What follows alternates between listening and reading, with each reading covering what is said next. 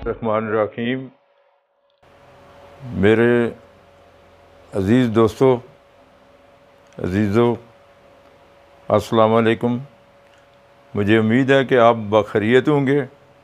اللہ تعالیٰ سب کو خیریت سے رکھے اور اپنی حفظ و امان میں رکھے۔ اس سے قبل میں نے اپنی ویڈیوز میں آگاہی کے لیے کچھ چند باتیں کی تھی۔ آج مزید آگے چل رہے ہیں ہم۔ آپ سے یہ گزارش ہے کہ آپ دعا کریں کہ اللہ تعالیٰ ہمیں کامیابی نصیب فرمائے۔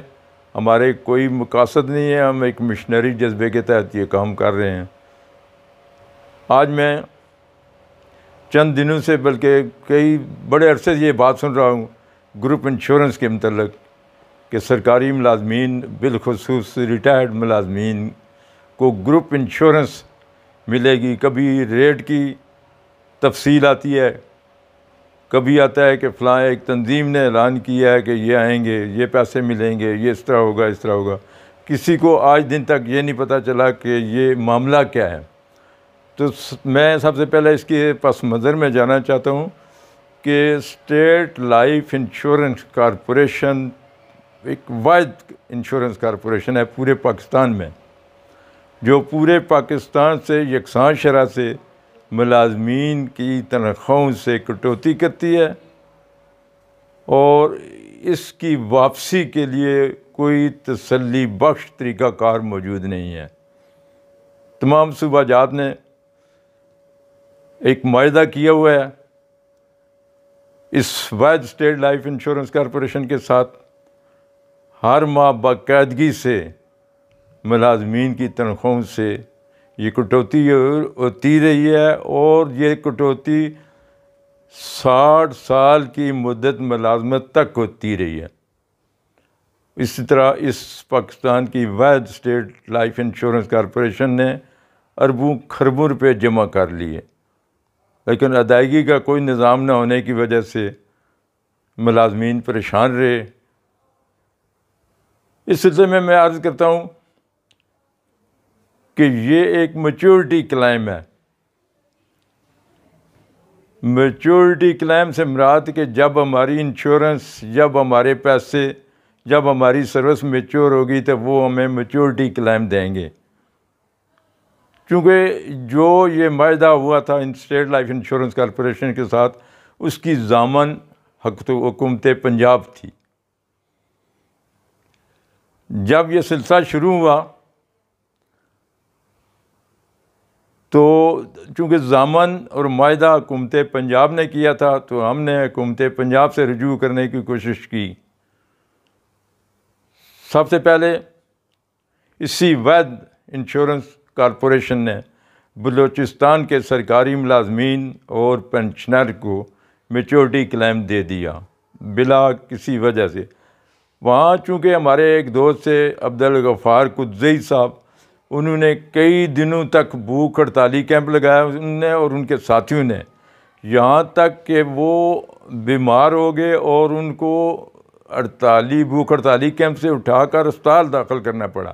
تو مجبوراً حکومت پنجاب نے یہ امینڈمنٹ کی کہ یہ میچورٹی کلیم ملنا چاہیے ان سرکاری ملازمین جو اپنی مدت ملازمت مکمل کرنے کے بعد ریٹائر ہوتے ہیں۔ تو اسی واحد اسٹیٹ لائف انشورنس کارپوریشن نے وہ پیسے دے دیے ان کو۔ جب ان کو پیسے ملے تو اس کے بعد KPK کے ملازمین اور پنجاب کے ہمارے دوستوں نے عدالتوں سے رجوع کیا۔ پشاور ہائی کورٹ نے KPK ملازمین کے حق میں فیصلہ دے دیا، اور KPK کے ملازمین کو حق میں فیصلہ ملنے کے بعد اس صوبہ کی حکومت سپریم کورٹ آف پاکستان میں چلی گئی۔ انہوں نے وہاں اپیل دائر کر دی، ان کی اپیل خارج ہوئی۔ کیونکہ وہی معاملہ چلا رہے تھے۔ ان کی اپیل خارج ہونے کے بعد باقی لوگوں کو بھی ہوش آیا کہ ہمیں بھی چڑھنا چاہیے۔ تو اس سے قبل ہمارے ایک دوست مرزا مشتاق صاحب مرحوم نے بھی کیس کیا تھا، اور ان کے کیس میں ڈائریکشن چیف سیکرٹری پنجاب کو جاری ہوئی تھی کہ آپ ان کا کیس پرسنل ہیئرنگ کریں اور پرسنل ہیئرنگ کے بعد اسپیکنگ آرڈر جاری کریں، اس کے بعد ان کو ملے گی. کیونکہ مرزا صاحب اس دنیا سے چلے گئے، اس کے بعد وہ کیس پرسو نہیں ہوا. پرسنل ہیئرنگ میں کرا گئے تھے لیکن کیس پرسو نہ ہونے کی وجہ سے وہ اسی طرح پینڈنگ میں رہا. دوسری طرف کے پی کے نے جو حکومت نے اپیل دائر کی ہوئی تھی سپریم کورٹ میں، سپریم کورٹ نے ملازمین کو موقف کو تسلیم ہوئے کے پی کے حکومت کی اپیل خارج کی. جب وہ اپیل خارج ہوئی تو کے پی کے حکومت کو مجبوراً وہ پیسے ان کو دینے پڑے، انہوں نے دے دیے. جب یہ سلسلہ ہوا تو اس وقت اس کے بعد سندھ کے ملازمین نے بھی سندھ ہائی کورٹ میں کچھ عرصے کے بعد سندھ ہائی کورٹ میں بھی ریٹ دائر ہوگی اور سندھ ہائی کورٹ میں بھی ان کے حق میں فیصلہ آیا، ملازمین کے حق میں.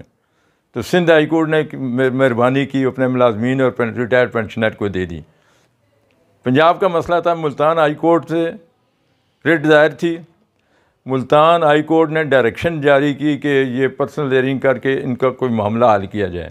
تو اسٹیٹ لائف نے وہاں ایک واردات کی ہمارے ساتھ جو اکثر لوگوں کو نہیں پتہ کہ معاملہ کیا ہے.